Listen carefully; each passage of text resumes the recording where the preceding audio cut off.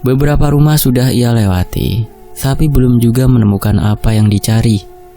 Jantungnya makin berdebar. Rasa takut ketahuan bercampur dengan tekad yang kuat. Hingga akhirnya di sebuah pekarangan yang remang karena hanya disinari cahaya bulan separuh, ia melihat jemuran kain perempuan dan di situ tergantung sebuah kutang berwarna hitam. Pas, sesuai yang diminta Mbah Sarwo, gumamnya pelan. Tanpa pikir panjang, ia meraih kutang itu dengan tangan gemetar, lalu segera memasukkannya ke dalam kantong plastik hitam yang ia bawa. Setelah itu, ia buru-buru kabur sebelum ada yang memergoki. Pak Manto pulang dengan nafas tersengal. Walau takut, ada kepuasan aneh dalam hatinya. Syarat pertama sudah berhasil ia dapatkan. Keesokan paginya, ia memutuskan tidak berjualan. Bu Indri, istrinya, sudah tahu rencana suaminya untuk menghadap ke Mbah Sarwo. Meski hatinya was-was, ia tak kuasa menahan. Pak Manto berangkat naik sepeda motor tuanya. Jalan kampung masih basah karena embun. Ia menggenggam erat kantong hitam berisi kutang curian itu. Sesampainya di rumah Mbah Sarwo, ia menyerahkan barang itu dengan penuh harapan. "Ini Mbah, saya sudah dapat kutang wanita berwarna hitam," ucapnya dengan suara pelan, hampir seperti bisikan. Mbah Sarwo menyambutnya dengan sorot mata tajam. Senyumnya tipis, menyeramkan. "Bagus, sangat bagus. Dengan ini ritual bisa dimulai. Tapi ingat, sebelum berlanjut, kamu harus melakukan tirakat. Puasamu teh 3 hari, dan harus dimulai pada Selasa Kliwon supaya sempurna. Kamu sebaiknya tinggal di sini, jangan pulang dulu," ucapnya datar. "Baik Mbah," jawab Pak Manto menunduk. Sejak hari itu Pak Manto menginap di rumah Mbah Sarwo. Dan tepat pada malam Selasa Kliwon, ia mulai tirakat. Hanya nasi putih dan air putih yang boleh masuk ke perutnya. Malam-malamnya ia habiskan dengan duduk bersila. Tubuh lemah, tapi pikirannya terus dipenuhi harapan. Warung sotonya akan segera laris manis. Namun di balik itu ia tak tahu bahwa tiap suapan nasi putih dan tegukan air yang ia telan selama tirakat sebenarnya sedang membuka pintu bagi sesuatu yang kelak akan menagih bayarannya. Singkat cerita, setelah 3 hari penuh menjalani puasa mutih, tubuh Pak Manto tampak lemah. Wajahnya pucat, tapi hatinya dipenuhi harapan besar. Malam itu, Mbah Sarwo bersiap melakukan ritual inti. Namun, sebelum itu, ada syarat terakhir. Sebelum ritual dimulai, kamu harus menyiapkan mahar untuk sesajen.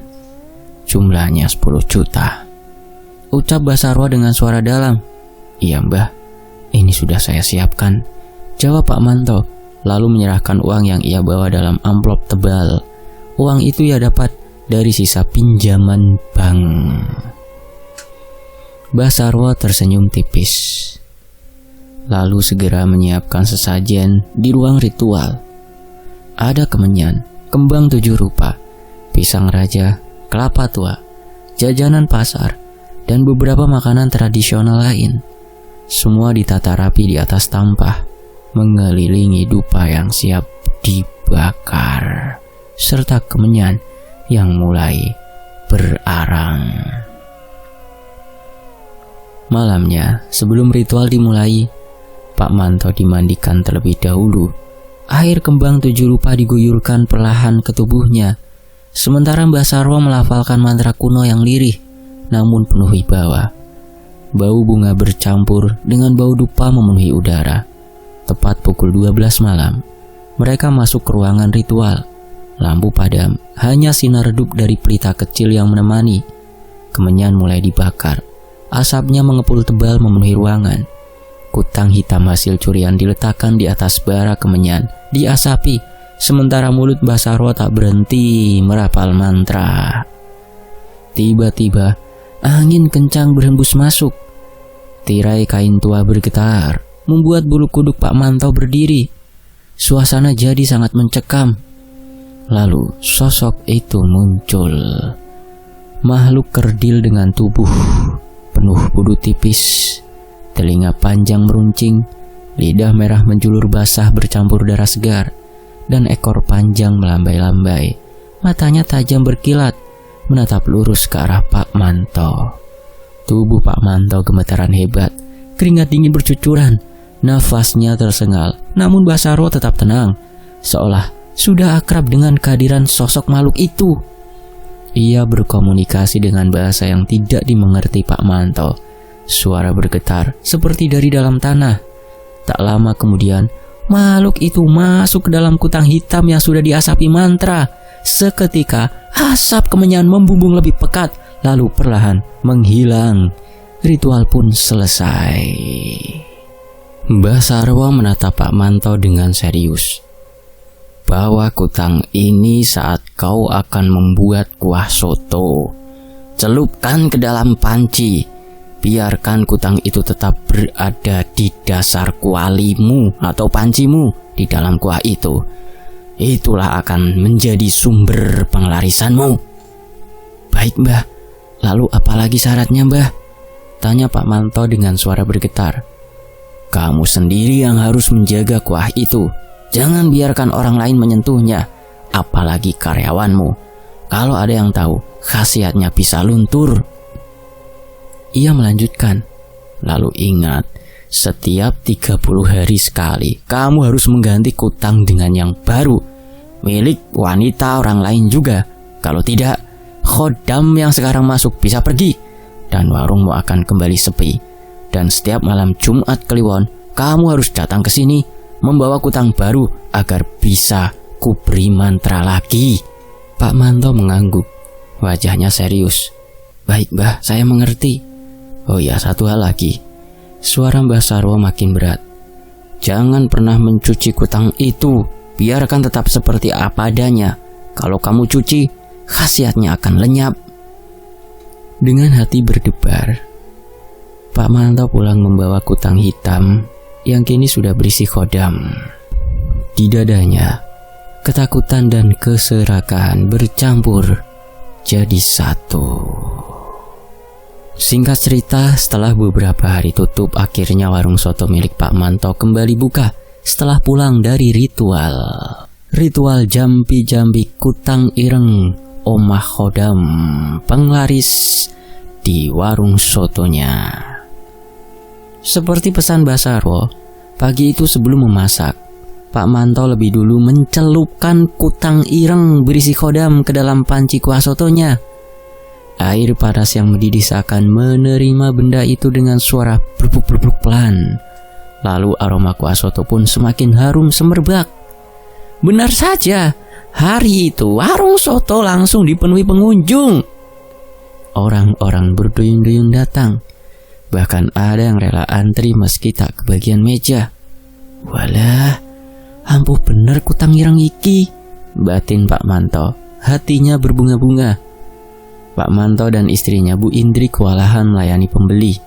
Panci kuah tak henti-henti diirus, meja-meja penuh sesak. Di antara yang antri, tampak Yani dan Sinta. Mereka senang akhirnya bisa makan di warung itu. Pak, sekarang warungnya ramai banget ya? Lah kemarin-kemarin kok sempat tutup, Pak? Tanya Yani sambil tersenyum. Pak Manto hanya tersenyum canggung. Iya, Mbak, kemarin sempat sakit, jadi ndak buka. Istirahat dulu, jawabnya beralasan. Untungnya dua gadis itu mendapat tempat kosong. Mereka menyantap soto dengan lahap. Wah, enak banget ya. Aku pengen nambah lagi, ucap Sinta dengan wajah berbinar. Iya, Dek, kalau masih lapar nambah aja, sahut Yani. Sinta akhirnya menambah satu porsi lagi karena tak bisa menahan rasa lezatnya. Yani hanya menggeleng sambil tertawa kecil, merasa cukup dengan satu porsi. Hari itu warung soto Pak Manto habis, terjual hingga 150 porsi. Pak Manto dan Bu Indri begitu bahagia, tak menyangka dalam sehari bisa langsung laris manis. Hari-hari berikutnya, warung soto semakin ramai. Kutang ireng itu tetap terendam dalam panci kuah, tidak pernah dicuci sesuai pesan Mbah Sarwo. Jangan disentuh air bersih, sebab khasiatnya bisa hilang. Sementara itu pelanggan semakin banyak, datang silih berganti. Pak Manto dan Bu Indri mulai kewalahan melayani sendirian. Akhirnya Pak Manto berpikir untuk mencari bantuan. Ia teringat pada adiknya, Ami, yang baru lulus sekolah dan belum punya pekerjaan. Meski tinggal di kecamatan lain, ia berniat memintanya bekerja di warung.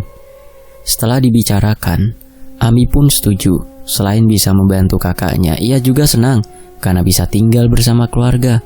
Kebetulan Pak Manto dan Bu Indri punya satu anak kecil, sehingga keberadaan Ami membuat rumah terasa lebih ramai. Kini, Ami sudah tinggal di rumah Pak Manto, sekaligus membantu di warung sotonya.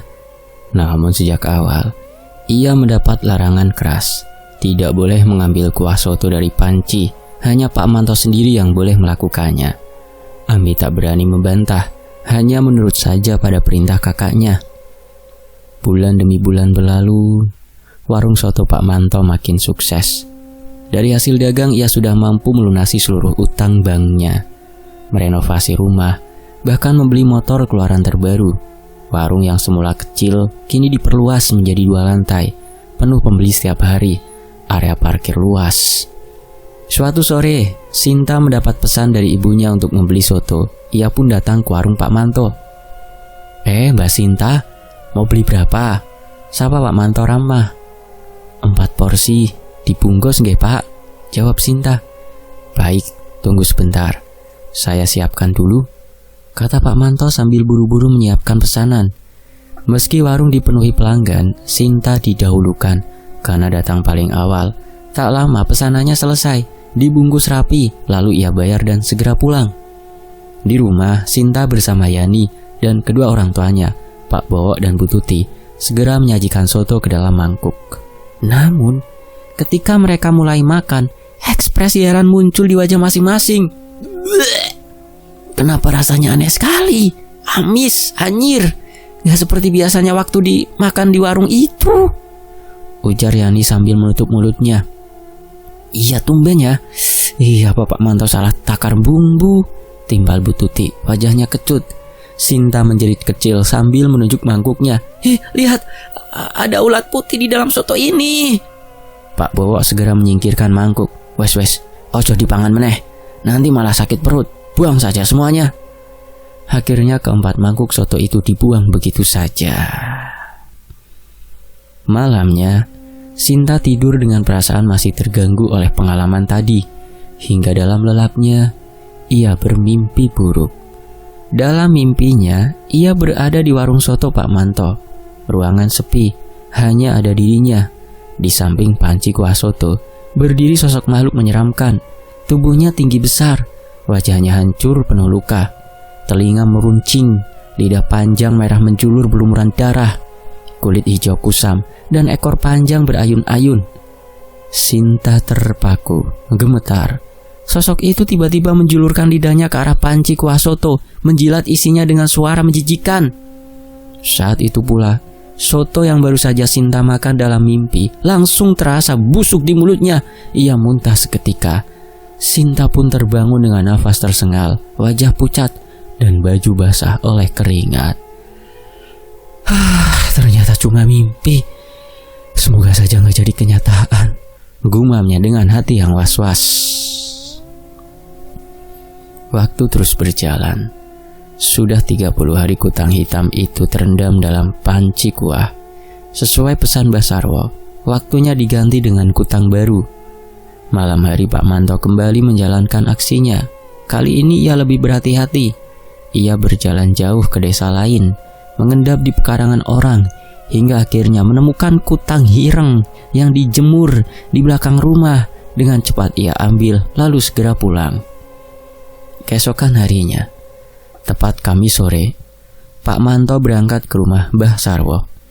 Ia sengaja datang karena malam itu bertepatan dengan Selasa Kliwon, waktu keramat untuk melakukan ritual. Berbeda dari sebelumnya, kali ini ia tidak perlu tirakat. Ia hanya membawa sesajen, kemenyan, kembang 7 rupa, jajanan pasar, dan buah-buahan. Mbah Sarwo kembali membacakan mantra, mengasapi kutang baru itu dengan asap dupa, kemenyan, hingga Kodam kembali masuk ke dalamnya. Ritual selesai, dengan hati penuh harap, Pak Manto membawa pulang kutang baru itu, lalu langsung mencelupkannya ke dalam panci kuah sotonya. Suatu sore, Ami tengah sibuk melayani para pembeli yang antri di warung. Pesanan sudah menumpuk, sementara kuah soto di panci besar tinggal sedikit. Saat itu Pak Manto tidak ada di depan panci, ia sedang ke toilet. Dengan nekat, karena pesanan udah numpuk, Ami berinisiatif untuk mengambil kuah itu dimasukkan ke dalam mangkuk-mangkuk yang sudah ia siapkan. Ternyata Ami melanggar larangan yang selama ini sering diingatkan oleh kakaknya, Pak Manto. Setelah habis, lalu ia membuka panci besar itu dan berniat mengganti kuah soto dengan yang baru. Akan tetapi, ketika centongnya menyibak dasar panci, sesuatu yang membuat bulu kuduknya meremang terlihat jelas. Sebuah kutang berwarna ireng terendam di dalam kuah keruh itu. Belum sempat Ami berpikir, suara berat mengagetkannya dari belakang. "Ami, kamu sedang apa?" Ami teronjak kaget. Ia menoleh. Ternyata Pak Manto sudah berdiri dengan wajah merah padam menahan amarah. "Lancang kamu, berani sekali melanggar pantangan, kan aku sudah bilang," bentaknya.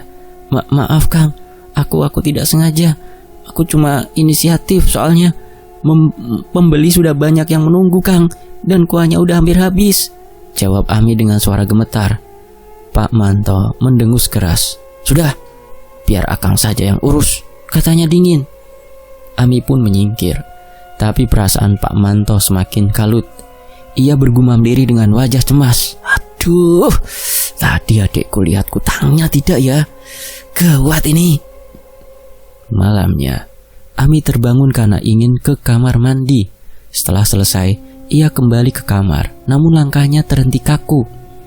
Di sudut kamar, berdiri sosok tinggi besar dengan mata merah menyala, lidah menjulur panjang, dan tubuh berbau amis menyengat. Pandangan sosok itu menancap seperti panah. Ami menjerit kecil, tubuhnya limbung, tak kuasa menahan teror. Ia pingsan seketika. Keesokan paginya, Ami terbangun di atas kasur dengan tubuh panas tinggi. Badannya menggigil hebat, hampir kejang. Bu Indri yang menengok ke dalam kamar panik melihat keadaan Ami. Hari itu Ami izin tidak membantu di warung. Ia hanya berbaring, diberi obat parasetamol penurun panas oleh Bu Indri. Warung soto pun hanya dijaga Pak Manto dan istrinya. Kebetulan hari itu pengunjung membludak. Mereka pun kewalahan melayani pelanggan. Sore harinya, Yani dan Sinta datang kembali.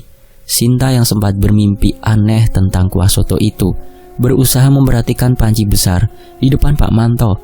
Namun karena warung penuh sesak, ia mengurungkan niat menyelidiki lebih jauh.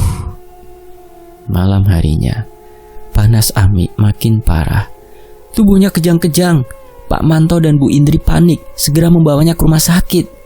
Anehnya dokter mengatakan hasil pemeriksaan normal, tidak ada penyakit serius. Hal itu membuat Pak Manto semakin gelisah. Ami pun dibawa pulang kembali. Namun, tengah malam, terdengar suara gaduh dari kamar Ami. Pak Manto dan Bu Indri segera masuk. Alangkah ngeri mereka melihat tubuh Ami tergeletak di lantai. Matanya melotot, lidahnya menjulur, lehernya penuh luka sayatan menganga.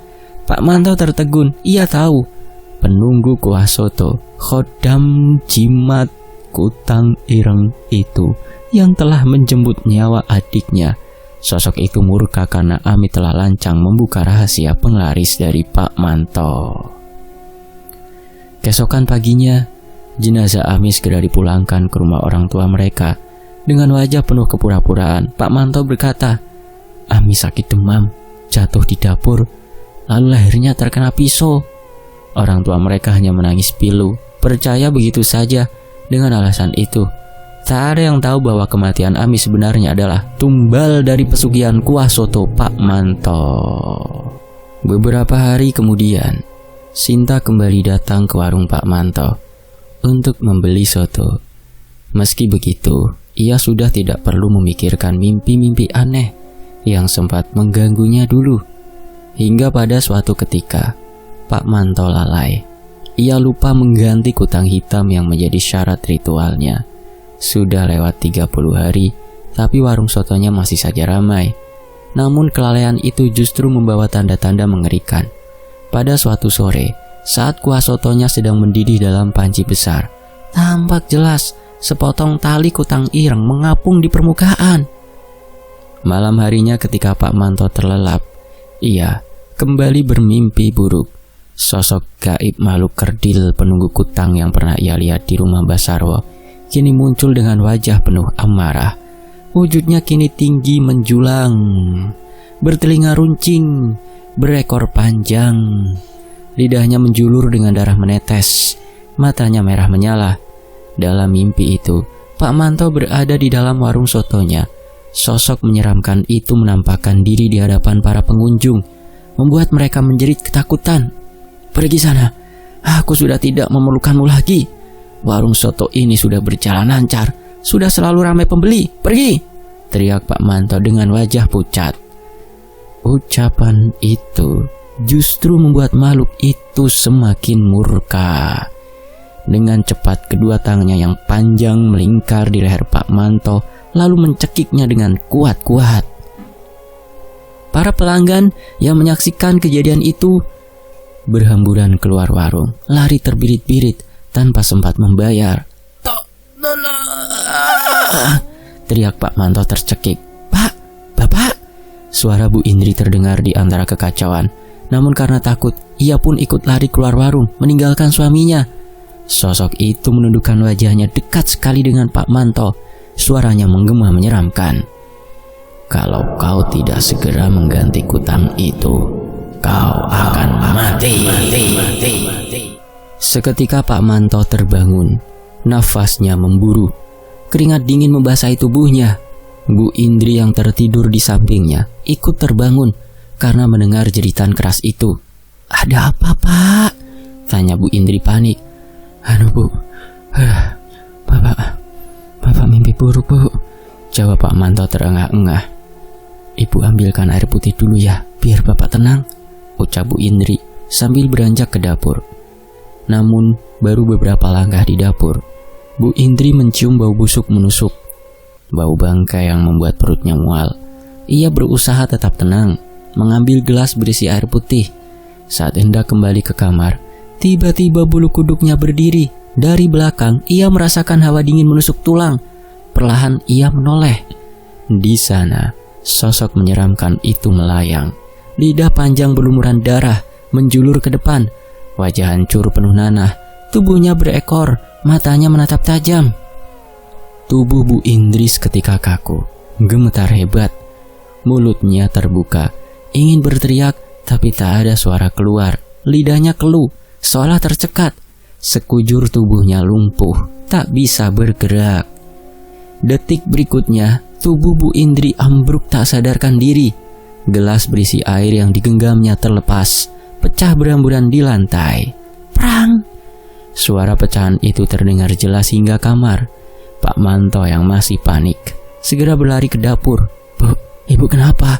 serunya melihat tubuh istrinya tergeletak. Ia panik, menggoyang-goyangkan bahu Bu Indri, tapi istrinya tetap tak sadar. Dengan terburu-buru, ia menggendong tubuh Bu Indri masuk kembali ke kamar. Hingga fajar menyingsing, Bu Indri masih belum juga siuman.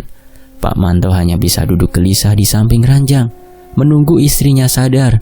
Dalam hatinya ia berjanji, begitu Bu Indri bangun, ia akan segera menanyakan apa yang sebenarnya terjadi di malam tadi. Pak Manto menatap wajah istrinya yang baru saja sadar dari pingsan. Wajah Bu Indri masih pucat, keringat dingin menetes di pelipisnya. "Bu, semalam Ibu itu kenapa? Tiba-tiba pingsan, lalu baru bangun sekarang?" tanya Pak Manto dengan nada penuh penasaran. Bu Indri menelan ludah, suaranya terbata. Pak, Ibu..." "Cerita saja, Bu, jangan disimpan sendiri," desak Pak Manto. Dengan wajah ketakutan, Bu Indri menjawab lirih. "Semalam Ibu melihat sosok menyeramkan di dapur. Lidahnya panjang, menjulur sampai lantai. Warnanya hijau pekat. Ibu langsung lemas, tak kuat berdiri. Pak Manto terdiam sesaat, nafasnya tertahan. Bapak juga semalam mimpi didatangin sosok itu di warung, timpalnya dengan wajah tegang. Memangnya ini kenapa toh Pak? Apa yang sebenarnya terjadi? Tanya Bu Indri semakin penasaran. Pak Manto menghela nafas berat. Bapak lupa Bu, belum mencari kutang baru untuk diganti Bu. Mata Bu Indri langsung melebar. Ketakutan semakin menjadi. Kalau begitu pergilah cari lagi Pak. Kalau tidak, kita akan diteror terus begini. Iya Bu, nanti malam Bapak akan cari lagi, jawabnya lirih. Siang itu warung soto Pak Manto benar-benar sepi. Tak ada satupun pembeli datang. Angin lewat di sela-sela meja kayu, membuat suasana semakin menyesakkan dada. Pak Manto duduk gelisah, gusar. Kalau terus begini, gimana ke depannya? Gumamnya dalam hati. Hal itu semakin menguatkan tekadnya untuk malam nanti kembali melakukan aksi mencari kutang. Malam harinya, dengan langkah mengendap, wajah tertutup kain hitam, Pak Manto kembali menyelinap ke belakang rumah-rumah tetangganya. Beberapa pekarangan sudah dia sambangi, hingga akhirnya ia berhasil mendapatkan sebuah kutang ireng lagi yang masih tergantung di tali jemuran. Cepat-cepat ia pulang, menyembunyikan barang itu di balik bajunya. Hari Selasa Kliwon, Pak Manto kembali menemui Mbah Sarwo. Kutang ireng itu langsung diasapkan di atas bara kemenyan, sementara mulut Mbah Sarwo merapal mantra panjang dengan suara serak. Kadang terdengar seperti bisikan dari balik alam gaib. Asap kemenyan mengepul, membuat mata Pak Manto perih. Ia hanya bisa menyaksikan dengan hati berdebar. Setelah ritual selesai, ia pulang membawa kutang tersebut. Seperti biasa, kutang itu direndam dalam kuah soto yang sudah disiapkan. Keesokan harinya, warung soto Pak Manto kembali ramai. Banyak orang mampir. Bahkan beberapa pembeli mengabadikan momen makan di warungnya dengan kamera ponsel. Namun tanpa mereka sadari, dalam foto-foto dan video itu tampak sosok mengerikan berdiri samar di belakang Pak Manto. Sosok dengan mata melotot dan lidah panjang, telinganya runcing ke atas, menatap tajam ke arah kamera. Foto-foto itu menyebar. Awalnya orang menganggapnya sekedar editan, tapi semakin banyak yang memperhatikan, semakin jelas sosok itu terlihat nyata. Orang-orang mulai takut. Warung yang semula ramai mendadak kembali sepi. Pak Manto duduk murung di kursi warungnya. Wajahnya kusut, pandangannya kosong. Hanya Yani, pelanggan lama yang suatu siang datang membeli soto. Pak, saya pesan soto 1 porsi ya, katanya sambil duduk di kursi panjang. Oh iya Mbak, tunggu sebentar, jawab Pak Manto berusaha ramah. Namun ketika soto dihidangkan, Yani hanya menyendok beberapa kali. Rasa soto itu berbeda, pahit, getir, anyir, dan membuat perut mual. Dengan wajah kecewa, ia meninggalkan sebagian besar sotonya di mangkuk. Ia buru-buru membayar dan pergi tanpa sepatah kata pun. Pak Manto hanya bisa menatap punggung Yani yang menjauh. Padahal kutang ireng sudah kuganti. Nah kok kenapa masih begini? Gumamnya lirih. Ia kembali menemui Mbah Sarwo. Wajahnya kusut penuh tanya. Mbah, kenapa warung saya malah makin sepi Mbah? Padahal saya sudah mengikuti semua arahan panjenengan. Mbah Sarwo menatap tajam, suaranya berat. Kamu itu sembrono. Sosok penunggu itu sudah tak mau lagi menunggu di warungmu. Sebab kamu mencuci kutang yang harusnya tetap direndam di kuah soto. Kau lupa atau sengaja? Setelah pulang dari sini. Pak Manto tercekat. Wajahnya pucat pasi. Ia mengingat malam sebelumnya ketika tangannya refleks mencuci kain itu karena jijik dengan bau anyirnya. Padahal kutang itu baru saja dijampi-jampi sama Mbah Sarwo. Dan kini ia sadar kecerobohannya telah membuat perjanjian itu runtuh dan kodam kutang ireng mulai murka. Sejak saat itu, Mbah Sarwo benar-benar tidak mau membantu lagi. Sosok gaib yang dulu memberi kekuatan pada penglarisan itu sudah murka. Warung soto milik Pak Manto makin hari makin sepi. Tak ada lagi pembeli yang datang. panci kuah sotonya dingin. Bangku panjang di warung kosong melompong. Pak Manto dan Bu Indri benar-benar kebingungan. Modal habis, dan kini mereka terancam bangkrut. Karena terlalu banyak pikiran, Pak Manto pun jatuh sakit. Tubuhnya panas dingin, menggigil di atas ranjang. Sementara warung sotonya akhirnya tutup total. Malam itu Bu Indri duduk di tepi ranjang sambil menggenggam tangan suaminya. Air matanya jatuh karena melihat Pak Manto mengigau dan merintih kesakitan. Beberapa hari kemudian, keadaan makin parah. Pak Manto mulai seperti orang kehilangan akal. Kadang tertawa sendiri, kadang melamun, lalu mendadak mengamuk. Piring dan gelas di rumah dilempar berantakan. Teriakan garang keluar dari mulutnya, seolah bukan lagi suara manusia. Tak tahan melihat itu semua, Bu Indri memanggil orang pintar desa, Pak Hasan, untuk minta tolong. Begitu masuk ke kamar, Pak Hasan terperanjat. Astagfirullah, ucapnya pelan, melihat Pak Manto mendadak jatuh kaku di lantai. Dengan sigap Pak Hasan bersama Bu Indri mengangkat tubuhnya ke ranjang. Namun saat itu matanya melotot, lidah menjulur, nafasnya tersengal. Pak Hasan terdiam sejenak, lalu bergumam, "Ada yang mencekiknya." Benar saja, dengan mata batinnya ia melihat sosok makhluk duduk di atas dada Pak Manto. Kedua tangannya mencengkeram lehernya. Segera Pak Hasan membaca doa-doa. Saat itu juga angin kencang berembus di dalam kamar. Gorden berderak-derak sendiri. Udara berubah dingin mencekam. Brak! Lemari di samping ranjang tiba-tiba ambruk, membuat Bu Indri menjerit ketakutan. Pak Hasan terus membaca doa, keringat bercucuran di wajahnya. Pertarungan gaib itu berlangsung sengit. Suara mendengus dan erangan lirih terdengar entah dari mana. Beberapa saat kemudian, tubuh Pak Manto mendadak kejang, lalu terkulai lemas. Sosok itu menghilang dengan raungan mengerikan. Pak Hasan mendekat, memegang pergelangan tangannya, tapi terlambat. Nafas terakhir sudah terhembus. Innalillahi wa inna ilaihi raji'un, ucap Pak Hasan lirih. Bu Indri langsung menjerit histeris. Tubuhnya lunglai memeluk jasad suaminya yang sudah dingin. Tangisnya pecah. Tak menyangka semua berakhir dengan kematian. Pak Hasan lalu mengajak Bu Indri keluar ke ruang tamu.